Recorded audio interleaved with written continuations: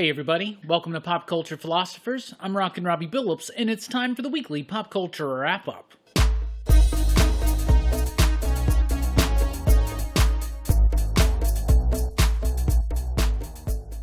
That's right everybody, thanks for checking out the video. I am Rockin Robbie Billups. This is the weekly Pop Culture Wrap-Up. It's the show where I go over the week's pop culture news, mostly comic books and movies, but before we get into that, I gotta give a big shout out to my man, Michael Nichols. Michael, thank you so much for your support over at patreon.com/PCP. We couldn't do it without you, homie. We really do appreciate it. Station from everybody here at the excitable PCP crew, and I'm sure from the PCP Army. Thank you so much. Now let's get into the weekly pop culture wrap-up, Reign of X. So this week saw the finale of Ten of Swords.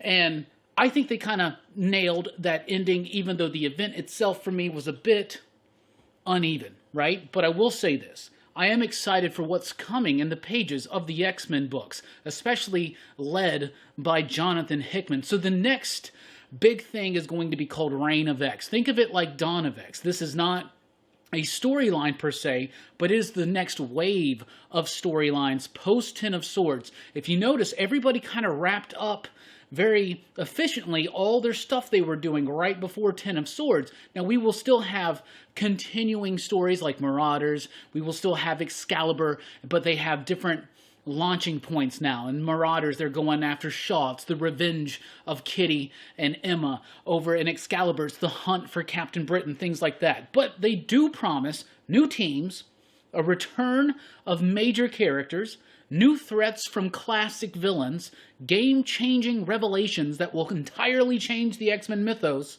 which they have done, and we have already been announced that Cy Spurrier will be on an X title, though we don't know what that X title is going to be. So new titles, well, we're still waiting for the X-Core book, so maybe that's one of them. There's supposed to be a Moira featured book. Maybe that's the one that Spurrier's going to be jumping on. That would be pretty neat. We already know that, speaking of return of major characters, we know that from the image here, lots of cool stuff to look at in that teaser image. We know, for instance, those mutants, including X-23 that went into the vault, are going to be returning. So I'm really excited. Dawn of X was a lot of setup, and I told people it was a lot of setup, and now I'm ready to see how it erupts and how it just...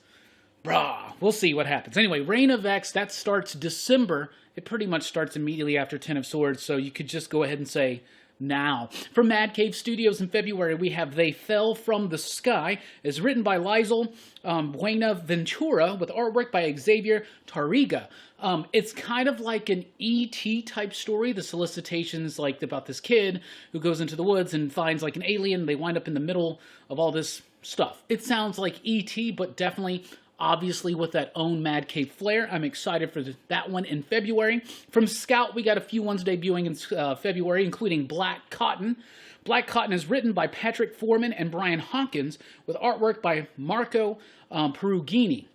The basic premise of Black Cotton is this. What if Black America and White America were switched? So in this story, for instance, you can tell by the cover, you have a black cop, and you have a white criminal maybe, or a white person that's being approached by the cop or something like that. So they're basically taking the experience of Black Americans and they're switching it in an alternate reality where that happens to white people. And I think it's an interesting way to try to tell a story and make a point. But obviously it's all going to be an execution, so we shall see what happens there. They also have Black Friday debuting in February from Scout Comics. This one is going to be written by John Clark with artwork by Travis Williamson.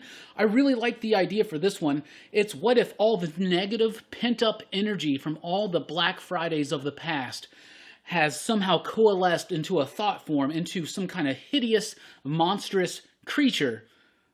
And that's awesome. All that negative Black Friday energy over years and years, and it becomes a monster, a thought form, if you will. I think that sounds really cool, and I'm excited to check it out. Also, By the Horns from Scout Comics in February by Marcus Nasso and Jason Murr. It's about this woman whose fiance or husband was killed by a unicorn, so now she's made it her mission to kill as many unicorns as possible.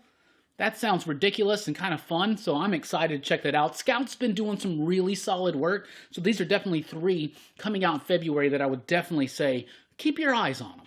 See what happens there. Those sound really cool. Black Cotton, Black Friday, and By the Horns. Mads Mikkelsen is replacing Johnny Depp as Grindelwald in the Fantastic Beasts story. You know, I like the Fantastic Beasts movie, the first one. It wasn't until the second time I watched it, though, that I really liked it. I still haven't seen the second one, so I don't really know how well Johnny Depp played that character, but I do think it kind of sucks that he's not going to be playing that character. But Mads Mikkelsen is a pretty decent replacement, but his style is so different than Johnny Depp's. It's going to be interesting to see what they do. Now, of course, replacing actors is not something that the Harry Potterverse is not accustomed to, because after Richard Harris died, they have to replace Dumbledore, and that kind of worked out for the best, though I do really want to peek into that alternate reality in which Richard Harris played Dumbledore in all 8 films. That would be freaking cool. We got a Clifford, the Big Red Dog first look. When I was a kid, I loved these stupid-ass books, right?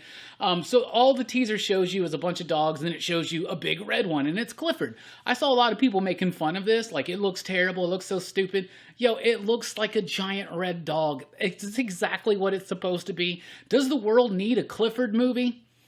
Maybe 25 years ago, maybe not now, but we're getting it, so let's just see what happens.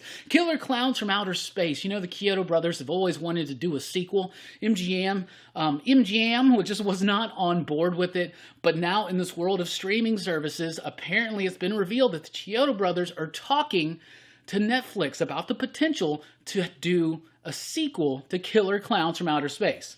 Now, this is just rumors. This is just in the earliest of earliest works. It doesn't mean it's going to happen, but yo, how exciting would that be? That would be super cool. Speaking of rumors that may never happen, Gremlins 3. We got a little bit more news about Gremlins 3 because Chris Columbus was interviewed and asked about it, and he said yes, he has written a script for Gremlins 3. It's a little bit of that darker edge that he had initially in the first script that was kind of Spielbergized, but I think that led to the success of Gremlins. But Christopher Columbus said, for instance, if he was in charge of doing it, he wouldn't be going to CGI, he would be doing puppets again. And a lot of people took this news as being like that there's movement on the Gremlins 3, and that Christopher Columbus is doing it, and that 100% they're not doing CGI. That's not true. This is just Columbus saying, I have written a script. I don't know if they want to do it.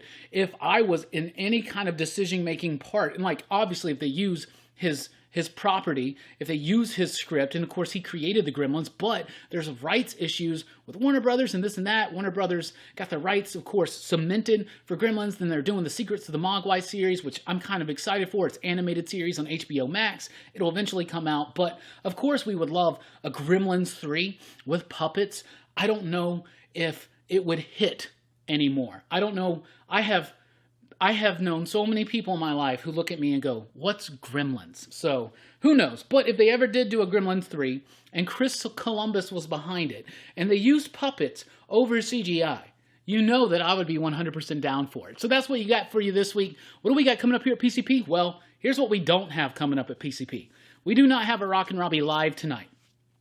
It happens sometimes. No Rockin Robbie live tonight, but we do have some special surprises sprinkled throughout the week, and of course the regular content like the weekly comic book review on late Tuesday night. The weekly top 10 video will be returning. I did take off last week, but it will be returning this Thursday morning. Thursday evening at 8 p.m. Central Time, I will be joined by Comic Uno, talking about her brand new issue of Like Father, Like Daughter on Kickstarter. That's going to be a fun live show, so join us Thursday night for that. No movie review on Friday night, but you never know. Maybe we'll do another random pop-up stream. You never know. Anyway, I hope you have a great week. Keep it real, keep it easy, station, and all that jazz. I'm Rockin Robbie Billups. Thanks for checking out the video. Please do like, share, and subscribe. And join us over at popculturephilosophers.com for podcasts and a whole lot more. I've been Rockin Robbie Billups. Thanks for rocking with us. Keep on living. Station.